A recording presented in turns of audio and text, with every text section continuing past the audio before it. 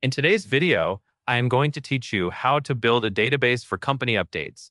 Start by opening Notion and going to your home page. This is the main hub where you can access your existing pages and team spaces, and it is also the easiest place to begin when you are adding a new template. From the left side menu, click on Marketplace. The Marketplace is where Notion keeps ready-made templates, and using one is a fast way to set up a consistent database without building everything from scratch. Once you are in the Marketplace, go to the search bar and type highlight. As you type, results will begin to appear. Click on highlight in the results to open the matching template option. This takes you to the template page where you can preview what it includes and add it into your workspace. On the template page, click add. When Notion asks where to place it, click new team space. This helps keep your company updates organized in a dedicated location, especially if multiple people will be contributing. After selecting the new team space option, click highlight again as prompted to confirm the selection and proceed.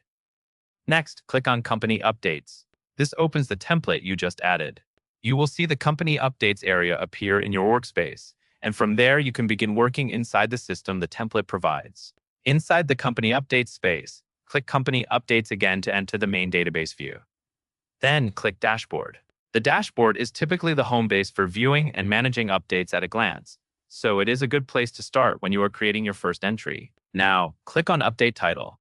This is where you begin defining the update you are logging. After selecting the title field, click the highlighted area shown in the template to begin entering or selecting information in the database. Next, click on Category.